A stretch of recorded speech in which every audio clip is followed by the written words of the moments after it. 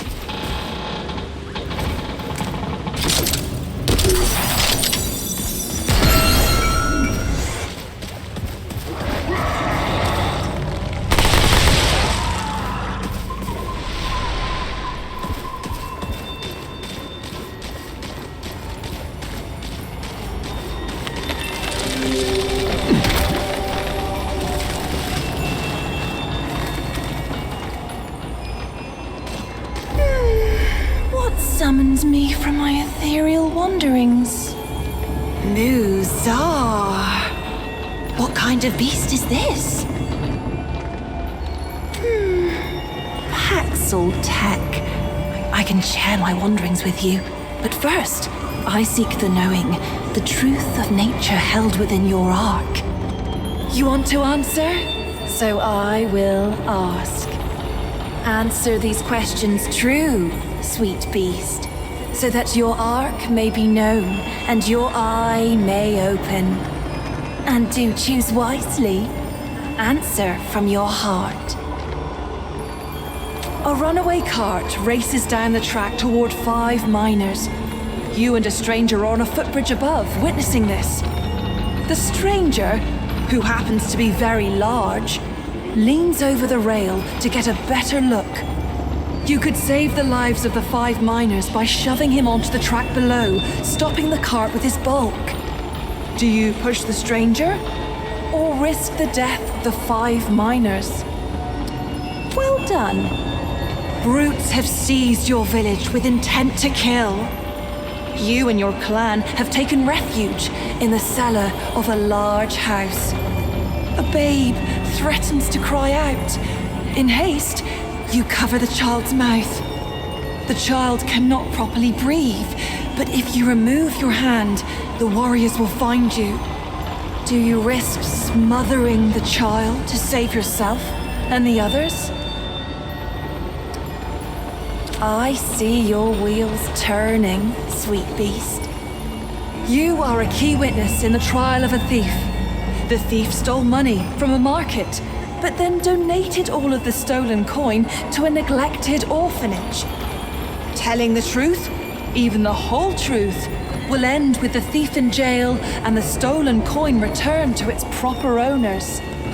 Do you report the thief, or allow the poor orphans to keep the coin? Fascinating. Imagine you are the immortal empress, but the secret of your immortality, and the immortality of all who pledge fealty to you, is gone. The Thane is dead, and soon, all who are immortal will become mortal again. If you reveal this, you risk the loss of all your power. Do you tell your people the truth, or do you try to find another way? Well done. Consider that it is you who discovers the Thane, the tree that offers immortality to all who eat its fruit. You could share this gift with all, but doing so may lead to war and embitterment, to the immortality of those who do not deserve it and will only abuse eternal life. Or you could limit immortality to the deserving and thus, through the deserving, bring a better life for all. Do you give immortality to all, or only a chosen few? Ha! Oh dear. No bother, it's nothing. Moving on. You have chosen your path, sweet beast. Your will is strong. The fire of the Ravager's eye glows within you.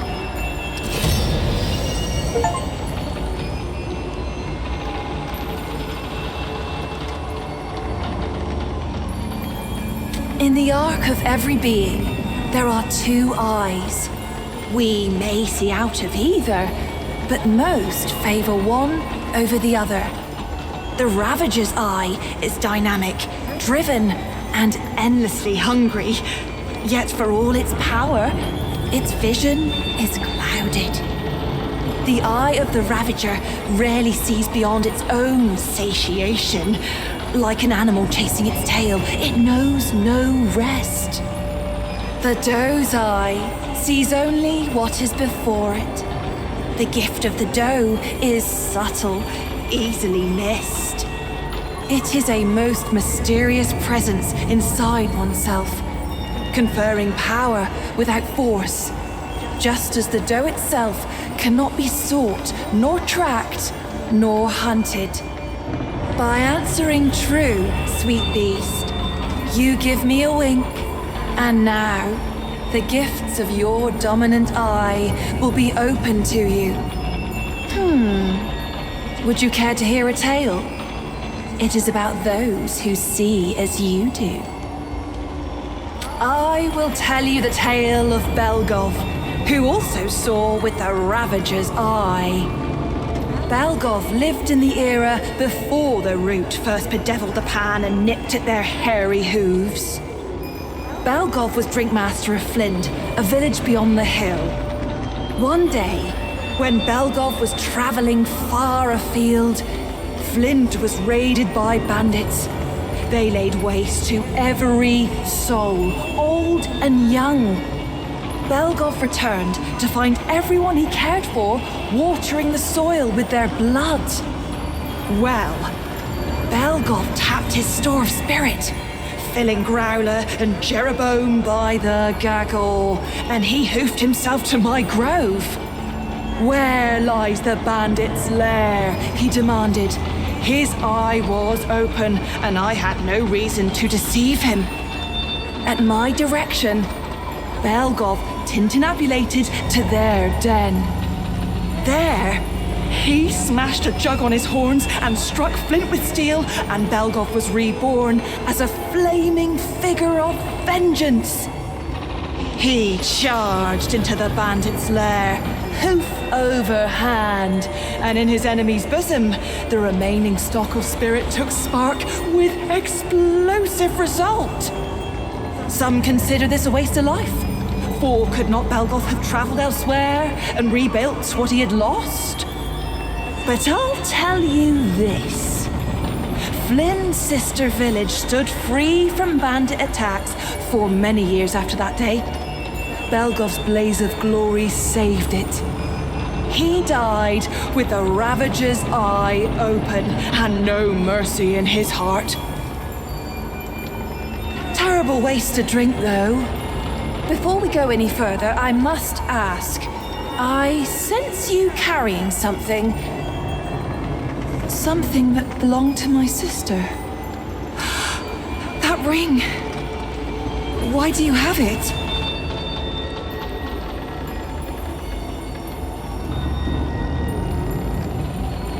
It is my sister's ring. This can only mean one thing. You killed her.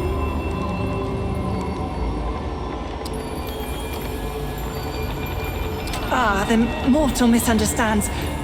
What you destroyed was not my sister, not as I knew her. The Root had consumed her. She suffered in that form. You have freed her on behalf of all of my sisters. Thank you. Keep her ring and treasure it with our gratitude. Truly? Thank you, sweet beast. You will be forever honored among us. However, I cannot let you go empty-handed. You should have this. Now, what can I do for you? Is there anything else? Knowledge of me? Of our wonderful world? By day, a dappled glade of emerald branch and golden leaf, carpeted by downy moss. By night, sweet beast, the trees bewitch the lost and inebriated. Or so it was before this age of extermination. How I long to return to play. This age, for me, holds only decay. You stand before Meidra, spirit of the natural world, daughter of stem and stream. My sisters and I are the glorious weavers of all wild beauty. When mountain, spring, and sturdy tree trunk take your breath, sweet beast, that is us. That is our blessing. An immeasurable number, Mother Stem and Mother Stream rely on us to sprawl and grow. Though we don't often commune with beasties such as you. Not in this age. Especially not since what happened to Keula. A tragedy, beast. Tragedy most cruel. Keula was fascinated by mortals, by your lives and stories. Unlike most of us, she made herself no secret. And you worshipped her with your short lives. Even built her a house. A temple, you called it. The root found her there. We godlings are not easily unwoven, however, and it slew her not. But perhaps it would be better if it had. For what remains is no longer the sister I knew. But we hold happy thoughts. Regret only wastes one life with another. Is there something else we can talk about? Farewell, sweet beast.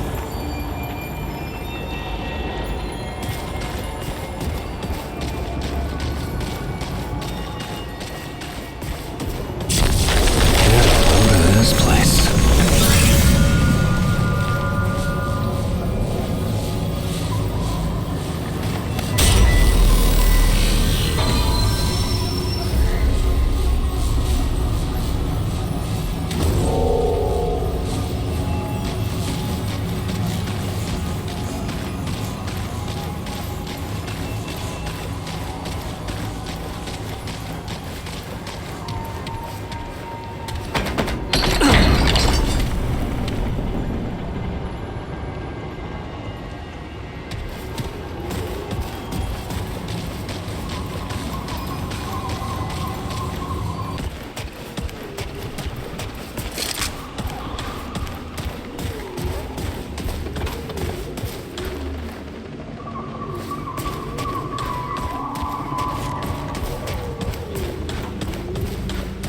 Oh, bag's full.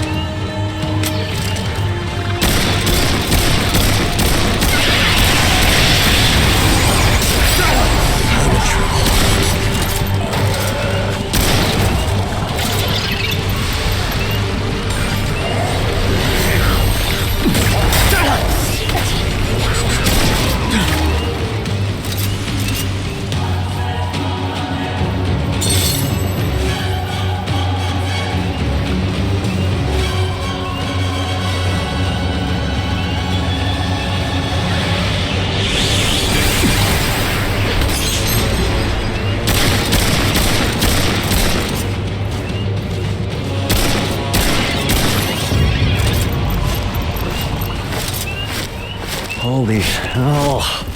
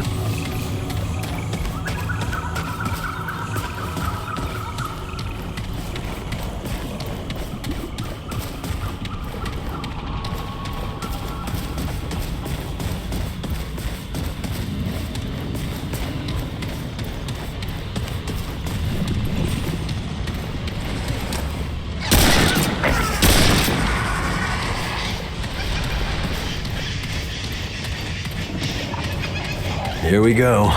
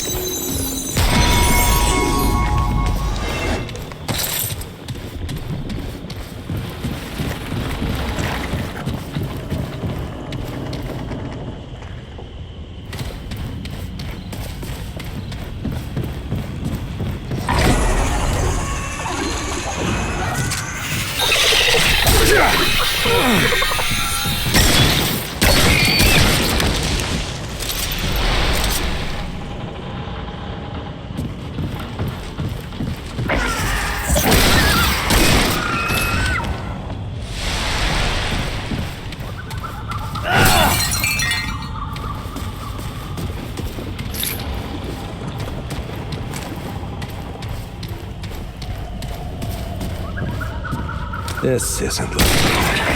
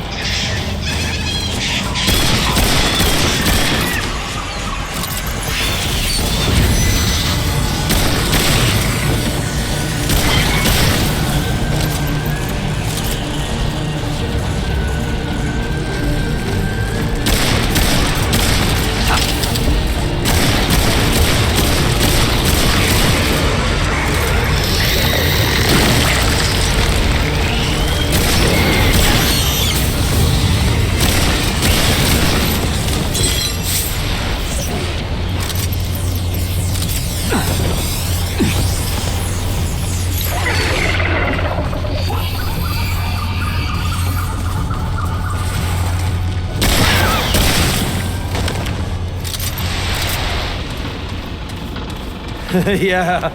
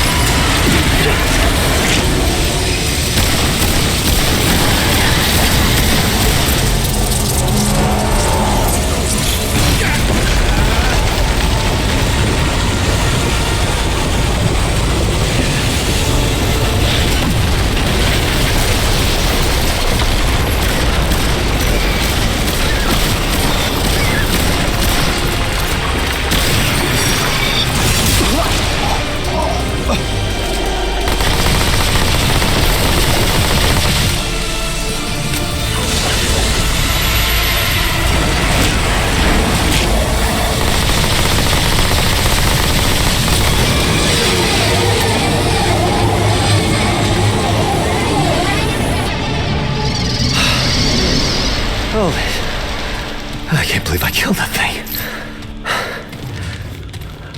Would Clementine have come this way? I'm pretty sure that thing would be dead if she did.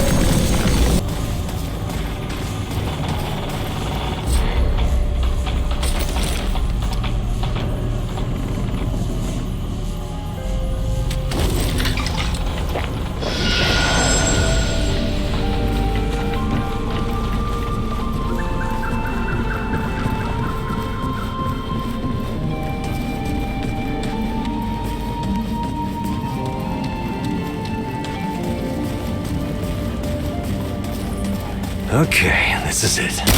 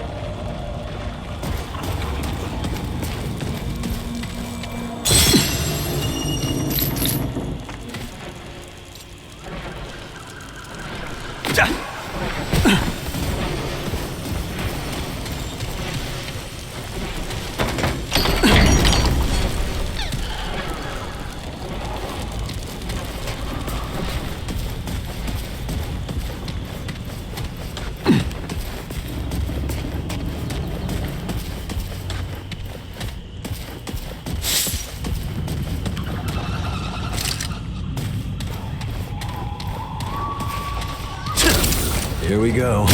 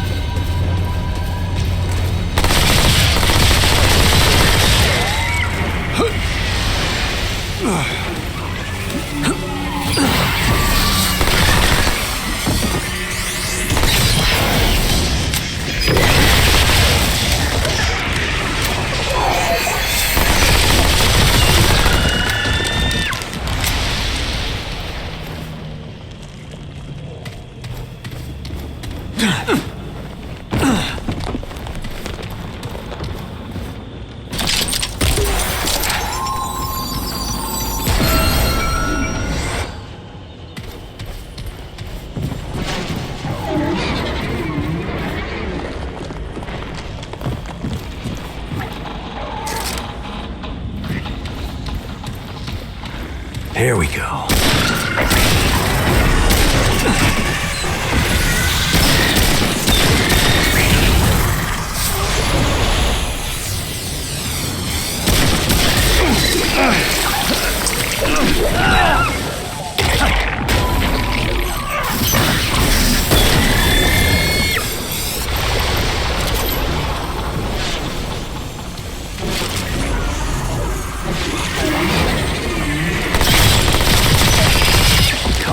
Come on.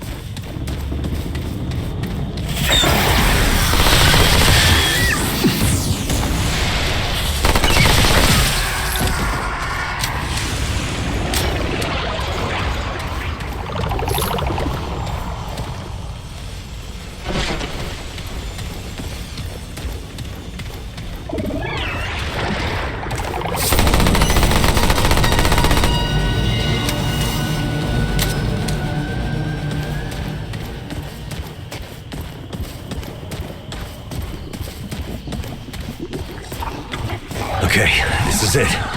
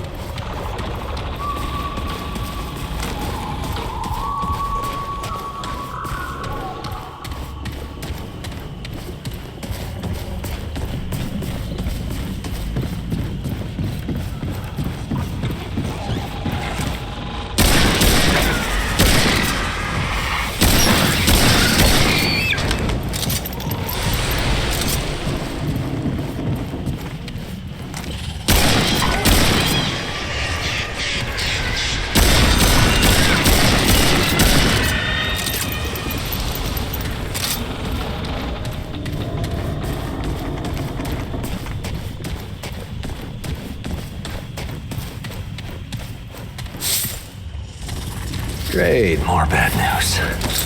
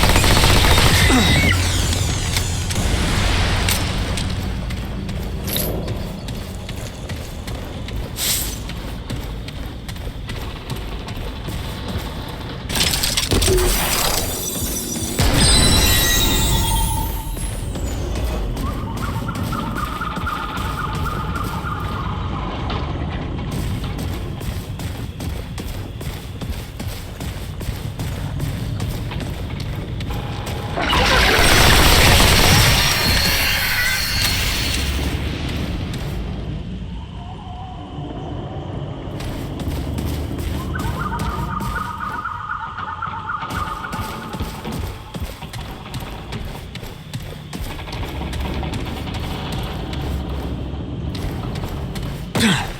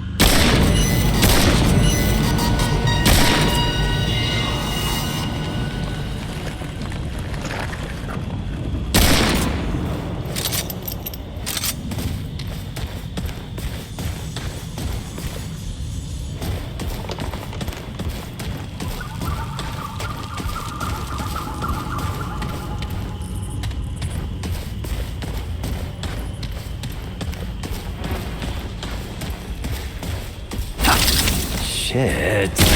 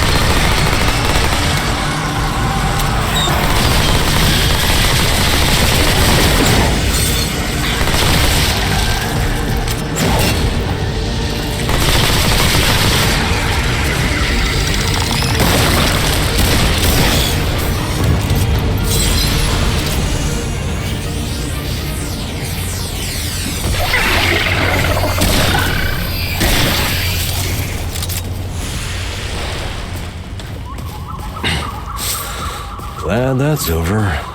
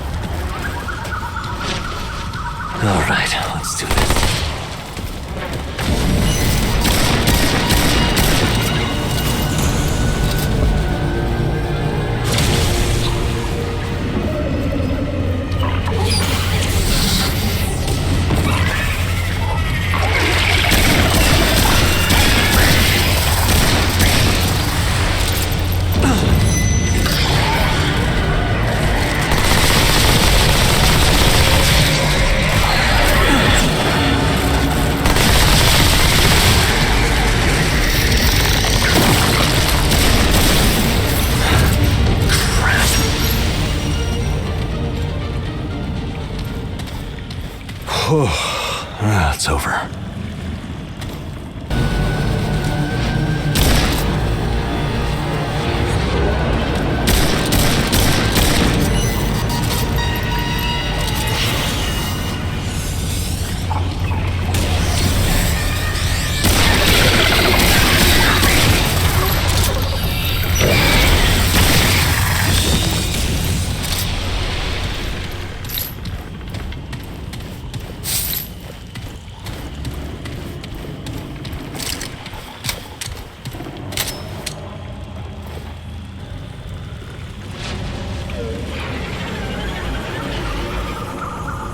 All right, come and get some.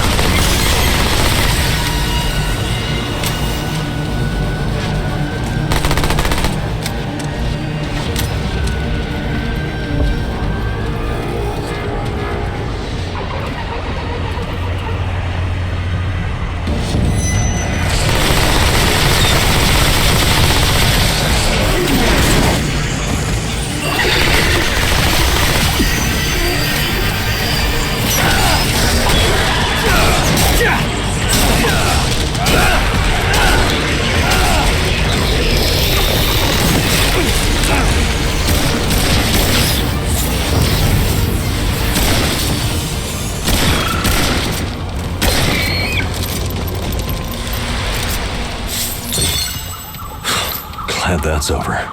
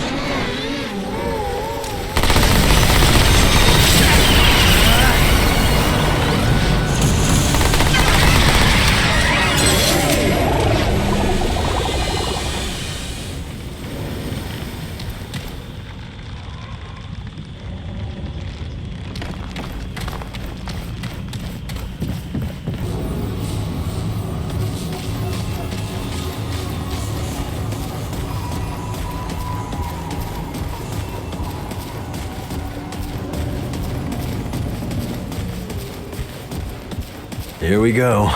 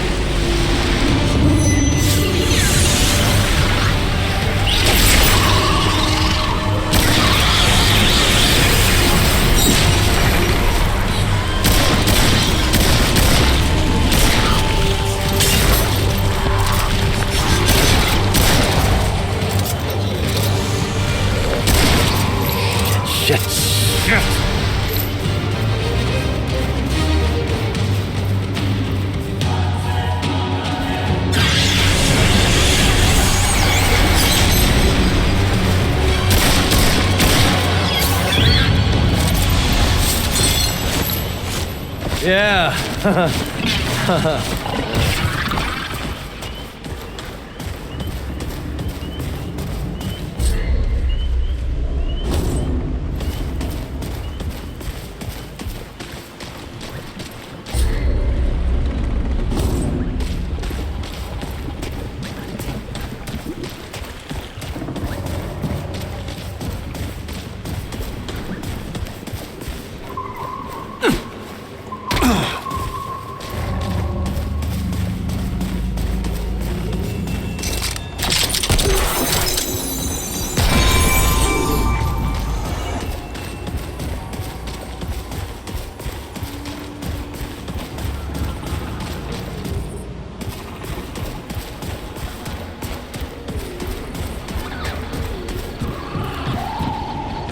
This isn't looking good.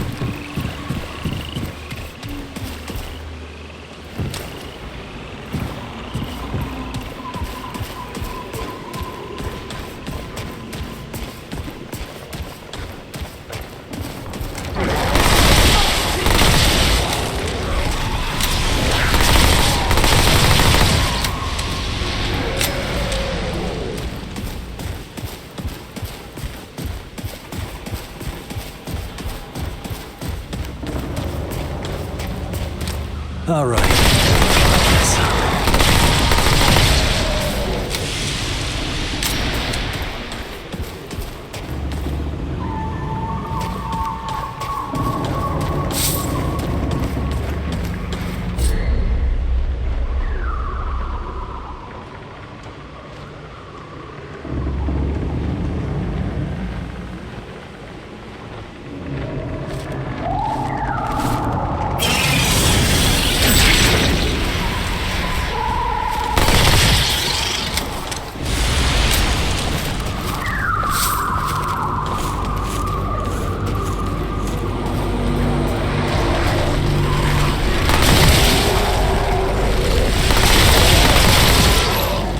Oh, come on.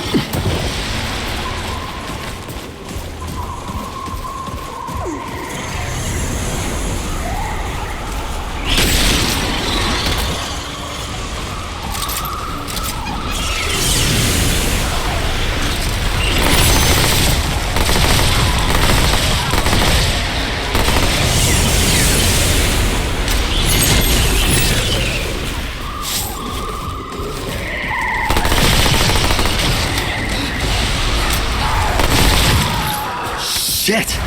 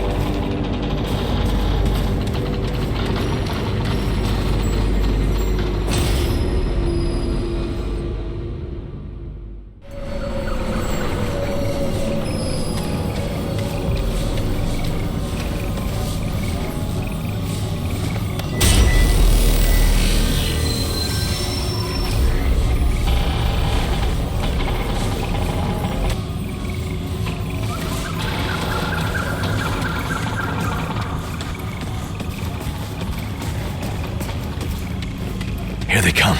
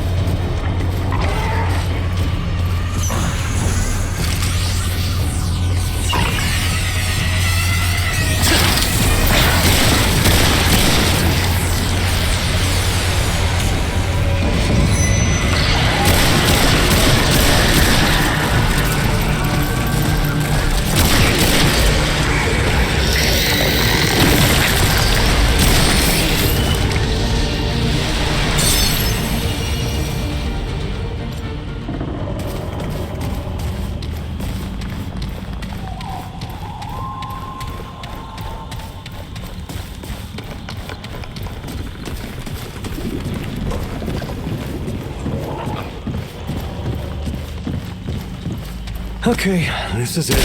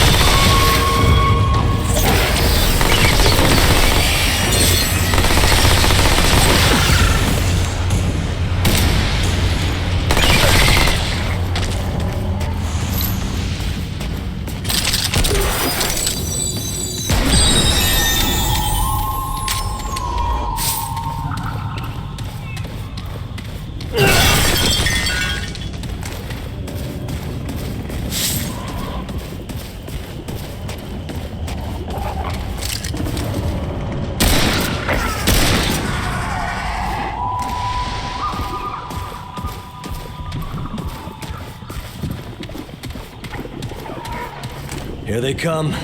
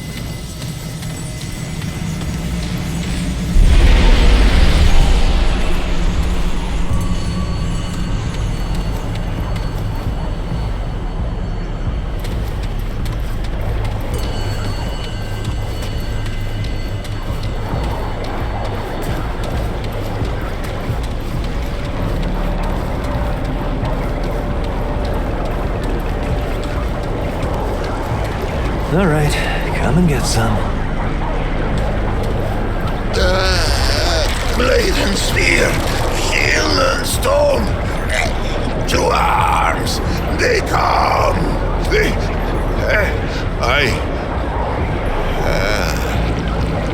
What? A paxotech.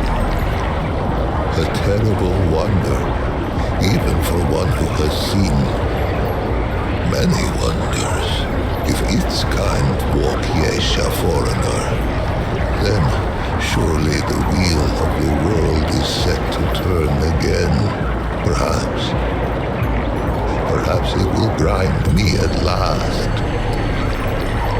Pain now outweighs peace in the measure of my days. God murderer.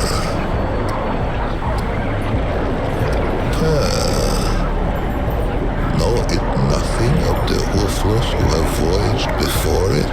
Is it innocent of the lifeblood that stains its hairless hands? Curious. A curious race, Paxotech are, to be sure. How came I to this wretched state? Its eyes reached the question, before its tongue left home or hearth. The tumbling ruin beneath its tender pads was once a fortification, an encircling bulwark to the greatest conurbation ever brought forth on Yesha's soil. Such faith we put in its solidity. Merchant and marshal, peasant and prince, their souls kneeled at the altar of within and without. But a wall is a false god, built to crumble. The only thing a wall ever truly divides is a fool from his wisdom. The rifts open swiftly. They split the bulwark stone as a hot needle kisses the onion skin of a boil, and the pus poured through on tangled wooden limbs. Yes, the final calamity. Their numbers endless. They rushed upon us like a river in flood. The end began. Teeming with life. The sun has never shone on a city greater, ruined, so that I might not even visit it in dreams, charneled by the root. For 40 days, we fought them on these steps. The soldiers fell first, then the officers, then they called upon the priests. We knew the children would be next. And so, we flung our very bodies into the breach. Some were torn apart like green shoots in a glutton's teeth. Others were swallowed whole and vanished from the sphere. I stuck, anguished cork in a malign bottle. It seethes around me. It waits to disgorge its grotesqueries once more upon Yesha's scalding skin. Please, Paxatek, wanderer, it who would do right, put its edge to this cursed snarl. Vent its rage upon it. We Laemir are no strangers to the last voyage. Destroy the knot. Strike! Make flinders of the knot!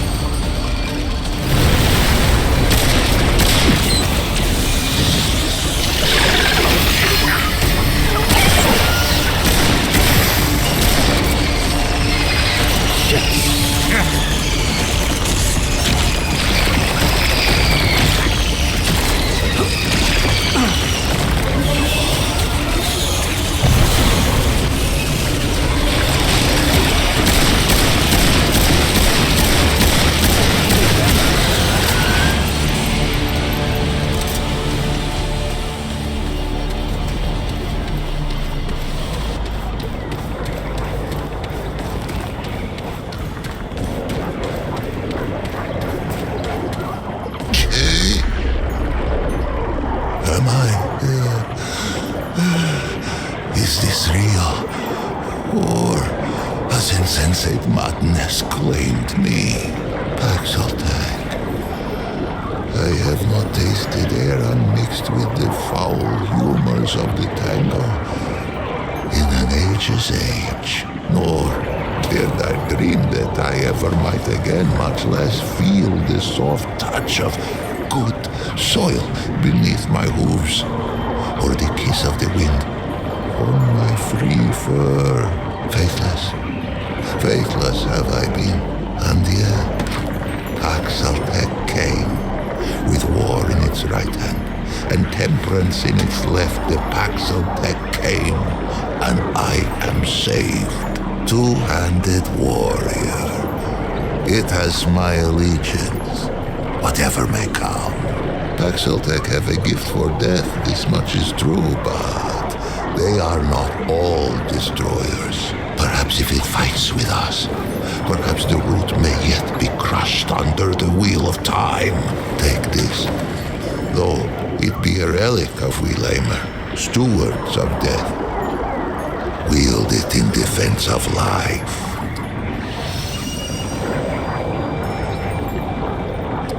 I think I shall linger here a while yet. Many are those who fell on these blood-soaked steps.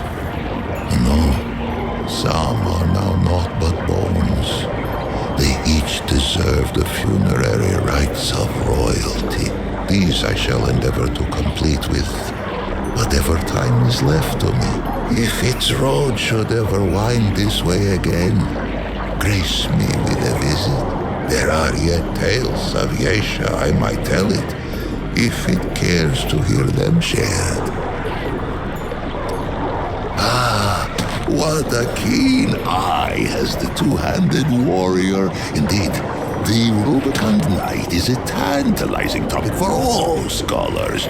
I suspect it is no mere coincidence that the warrior should unwind the knot under the light of a blood moon.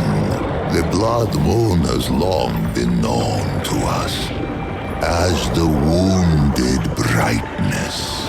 It is said to have sailed in the night sky throughout the plague of the place that was. As such, modern Pan viewed the blood moon as an omen, a sign portending our doom.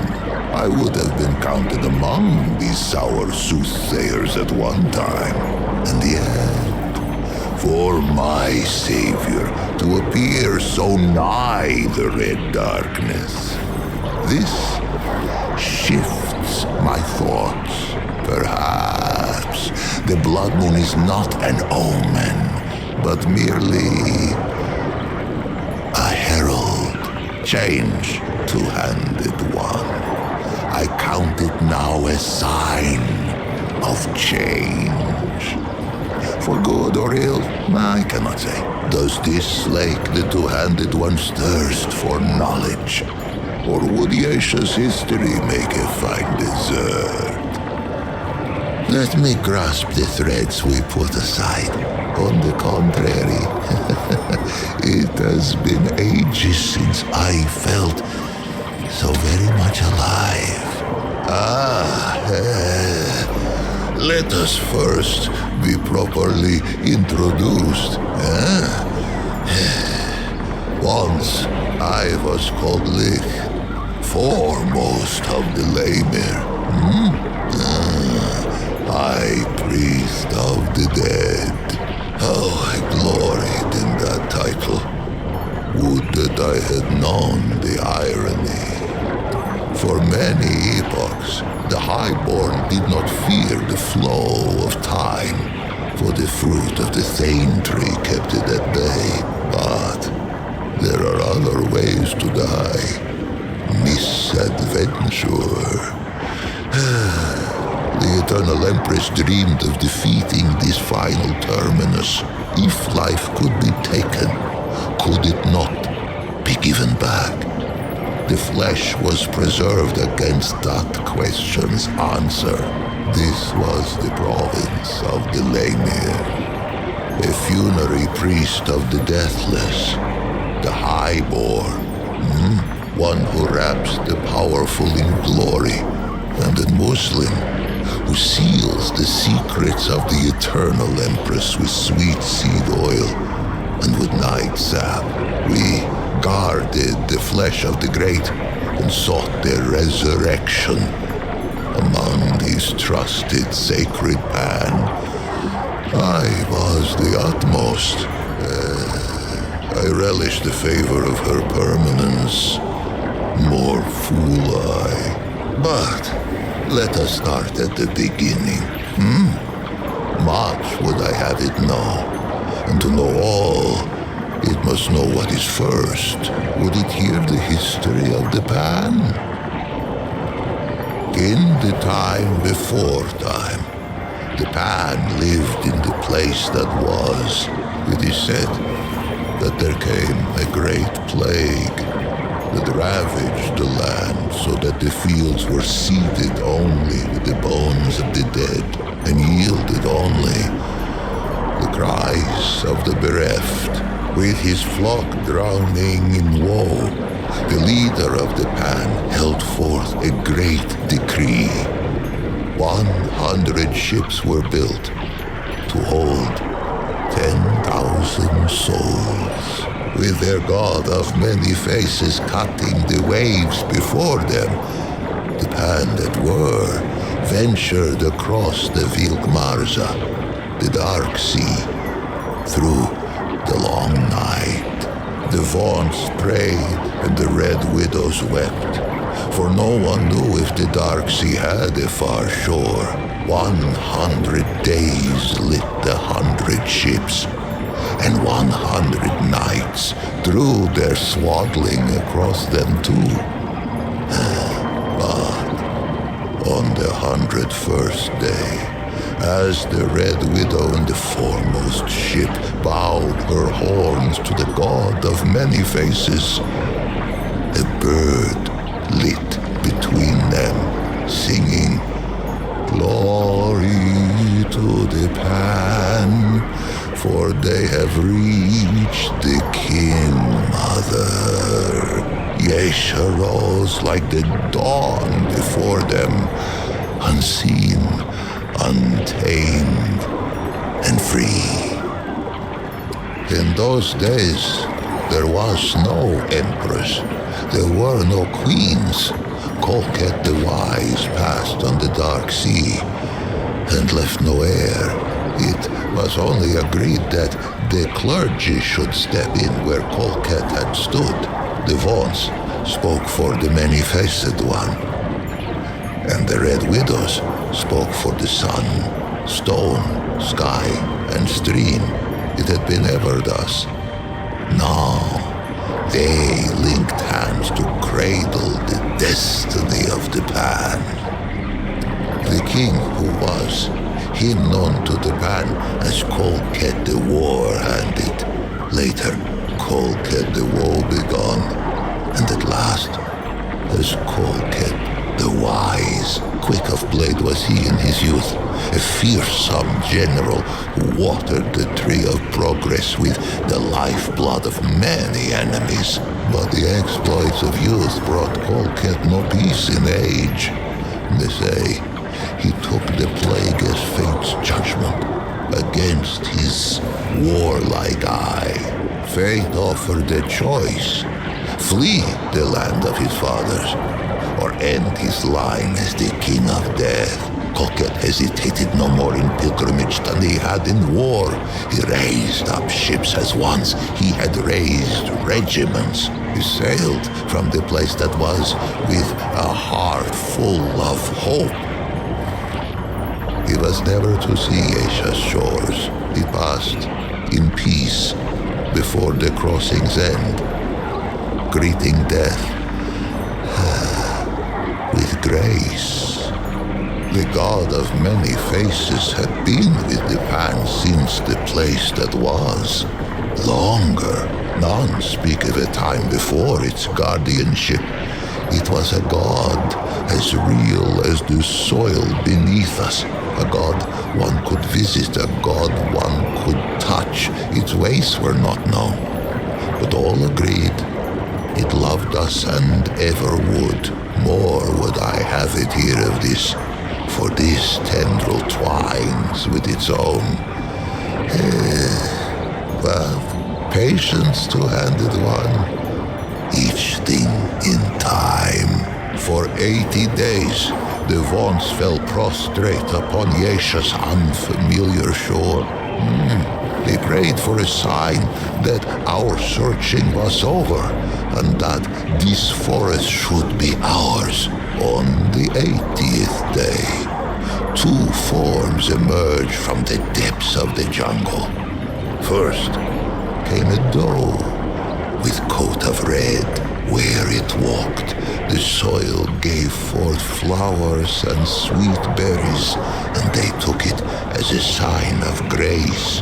But behind the doe came another, a wolf with fur as lightless as the obsidian waves the Pan had so lately crossed. Surely, this great beast was a portent of death.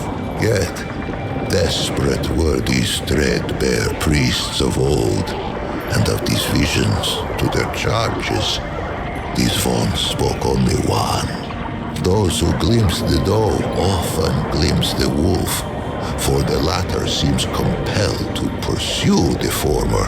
Yet, to hear those early Vons tell it would be to hear of many different wolves in pursuit, and only one doe. A simple deception, but a far-reaching one. Modern Pan know the truth. What must it be to spend an eternity chasing that which one might catch but may not kill? For the wolf and the doe have often met, antler and tooth, hoof and claw. The doe may spill the wolf's blood, and the wolf may taste the doe's flesh, but never the other's life to take. Yesha itself forbids it. They say the chase has driven the wolf quite mad. And why not? The doe fills all who glimpse it with a spirit of hope and a sense of growth. It leaps among the shrub and bramble even now, even with Yesha sundered by the root. There are those who think it more than a spirit, a god in waiting. These call themselves the children of the Red Doe. With the assurance of the Vons, the Pan took to Yesha and she to us. And for a time, there was stillness, and were born who had never known the land that was, nor the endless sea at their backs. One such was called Genus. She was but 15 springs when she felt the calling of the Red Widows, and not 3 more when she felt the touch of sickness. As Genus approached the door of death, she sought her sisters, for there were no Laemir yet, and it was the Red Widows who ushered the Pan into the soil. But Genus's malady was known to the Widow Mother, to her, to the Elder Pan. It seemed the plague had found them again, even on this distant shore. Genus was shunned, cast out into the jungle, and her name was forbidden from Pan lips. None among them could have foreseen what would come next. Plague-ridden and scorned, the Red Widow Genus had been cast into the jungle to be forgotten. But fate had other plans. After many days in the jungle, Genus emerged. The Pan were humbled, for all signs of plague had been lifted from the young Genus, replaced by a regal gait none could deny.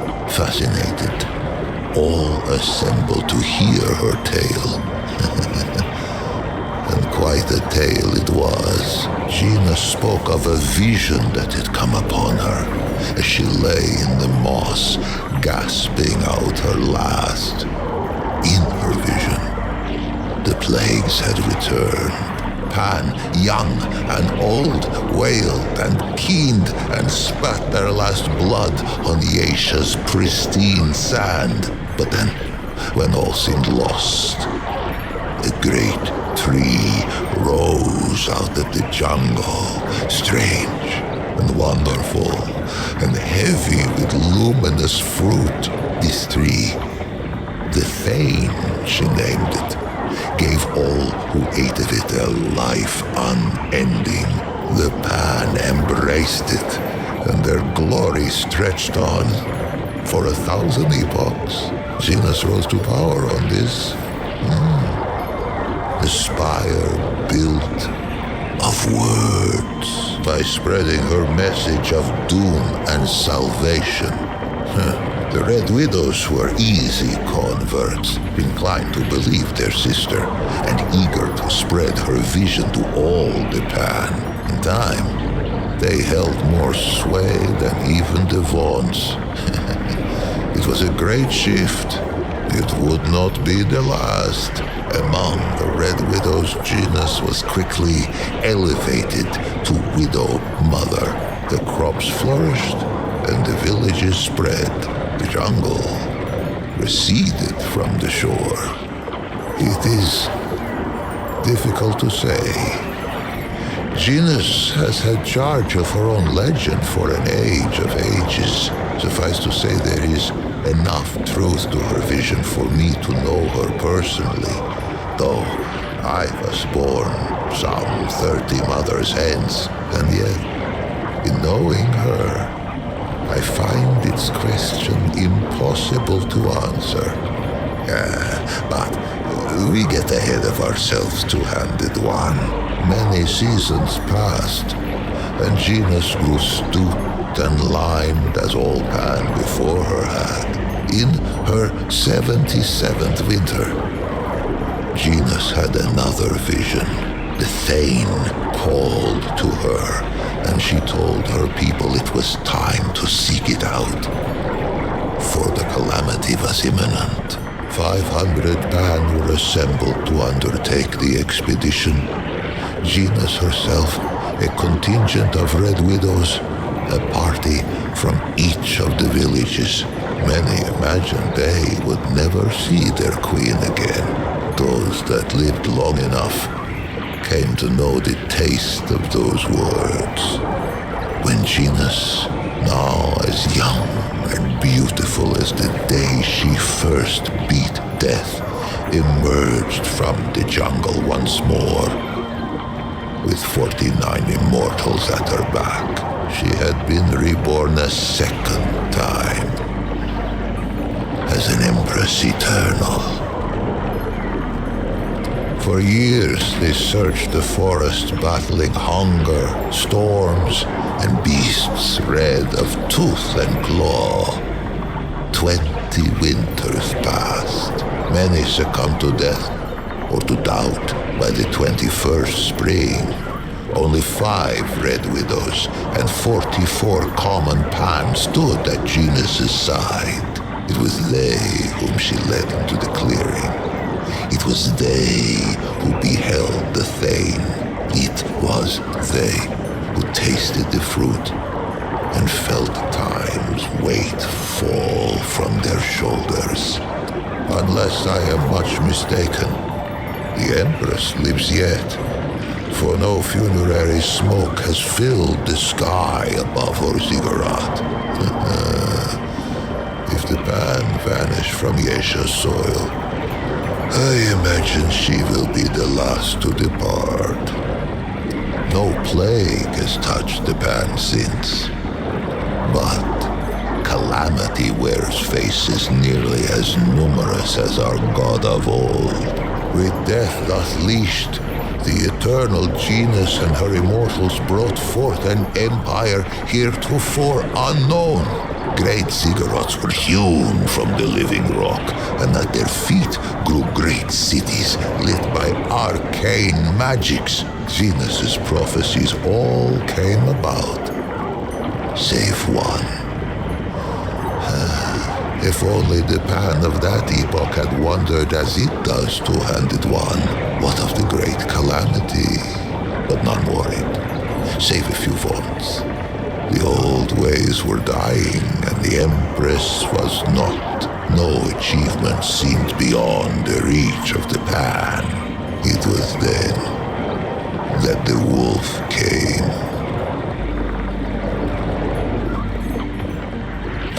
But the story of Yesha is the story of who tastes the fruit of the Thane tree. 49 immortals begat many more. A deathless aristocracy. They traded favor with the Empress, traded years of life itself like fishmongers at market. They called it the Ravager. The very obsidian beast the vaunts of old had glimpsed and hidden.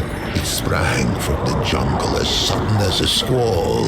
It made no more than mutton of the bravest warrior. Fear fell like night across the empire. Death roamed Yesha. Ravenous death none could tame. There were those who would have seen the beast slain, but the Ravager was never much glimpsed that the red doe should not follow, and vice versa. The green things of the jungle sprang from the red doe's feet. But on what do green things grow, if not the flesh of departed life? Who knew what would become of the doe if the Ravager were felled? Who knew what would become of the jungle? Who knew what would become of the Thane tree? It was the twice humbled Vaugns who kept the Empire from vanishing down the Ravager's throat, for the Vaugns had pondered the beast since it first appeared to them on Yesha's shores. It was they who had learned to listen to Aethir's song. They who learned to appease the Ravager with tribute, with dance, and with music. Balance returned, and the wheel of time rolled on. Who is to say? For that was hardly the last calamity to befall the Pan at Yesha. With the Ravager appeased, the Empress dreamed of rule eternal. She should likely have had her wish. But for one thing, the Thane tree, that of the fruit of immortality, began to die. The song of all living things. It permeates our forest. It whispers in the leaves, thrums in the soil, shines in the sun, babbles in the stream. The Vaugns devote themselves to the song's mystery. They play it to tap its power, as other Pan might use the energy of a crystal or the heat of a flame. Those attuned in prayer hear it strongest. But all may catch its strain from time to time, even a Paxiltech. For many lifetimes her permanence hid this knowledge from all who served her, slave and immortal alike. And why not? She had amassed a great store of fruit, and surely something could be done to save the tree. Why crack the very bedrock of her society? But the tree's decline could not be arrested. Fruit was rationed. Noble lineages withered.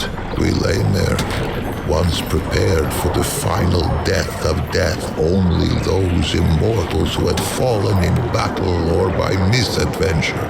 Now, we found ourselves winding wizened nobles in sap and muslin by the hundreds. Perhaps what came next was inevitable.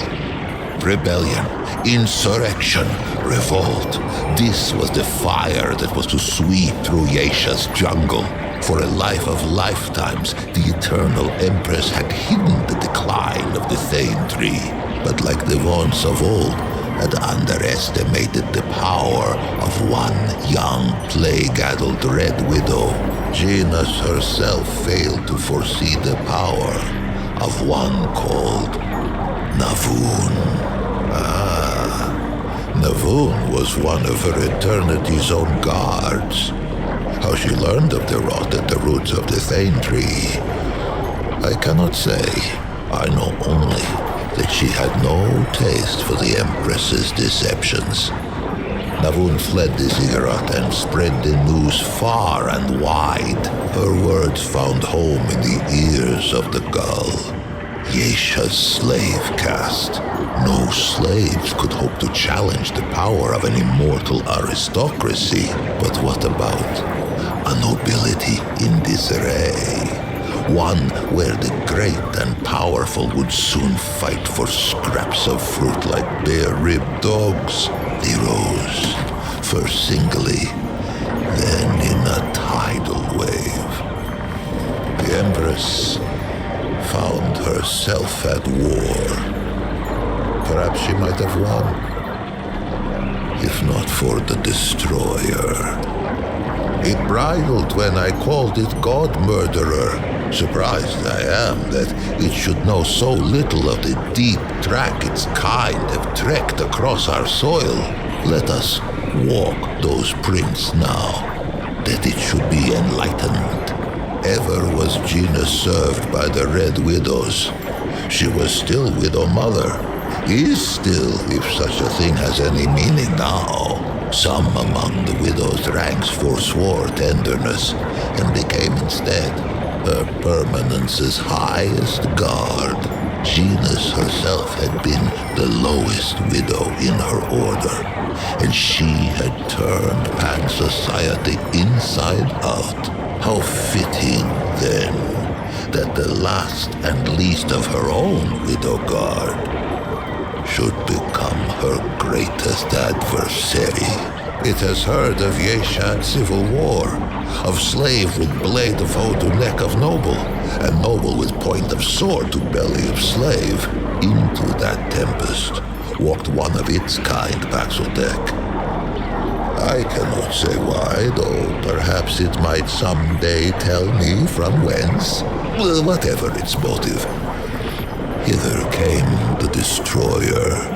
Even as the Pan turned their ravenous gaze toward the fruit of immortality, our god of many faces remained satisfied with the scant worship of the vaunts and the commoners. It was an ever-present comfort. A guardian we scarcely thought of, the Destroyer, Paxeltech. Oh yes, its kind drove its blade into the pure heart of our guardian.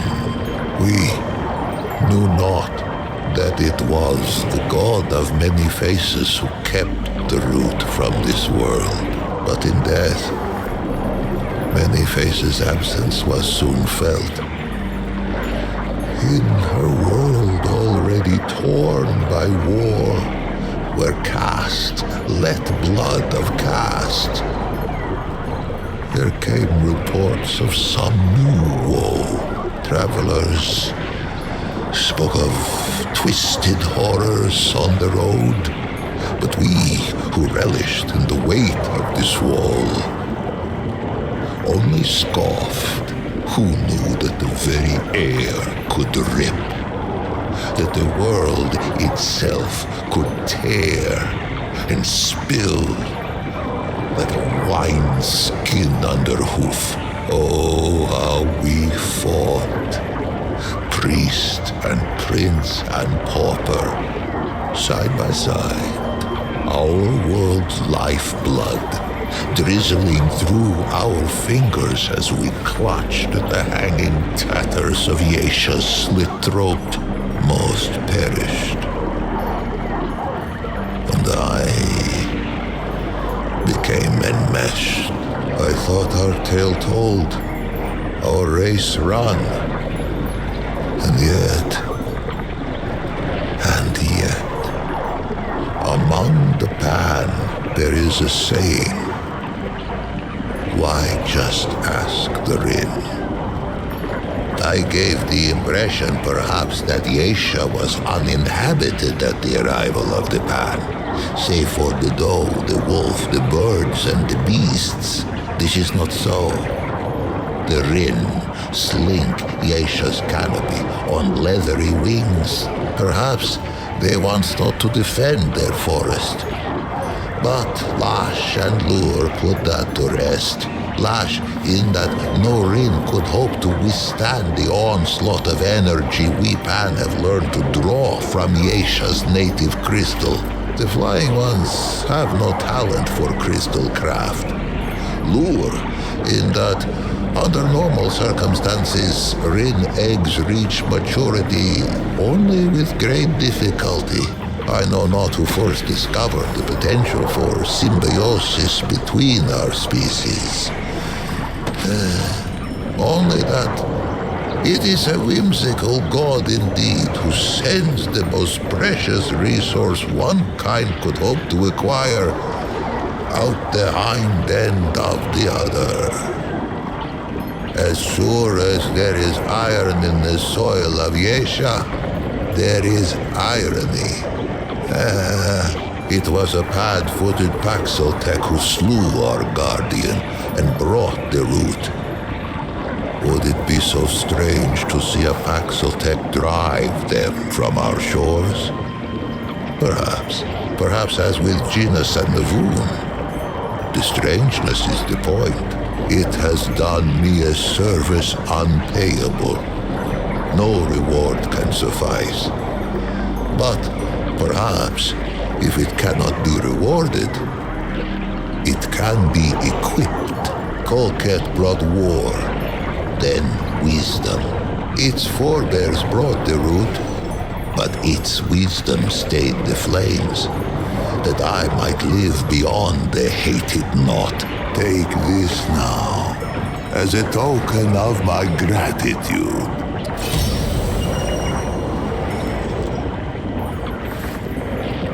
The Pan must put their faith in action and belief, not weapons and walls. I forever owe it thanks, as shall the many souls scattered on these steps. To them I must tend. Be well, two-handed warrior. Be strange fate's agent.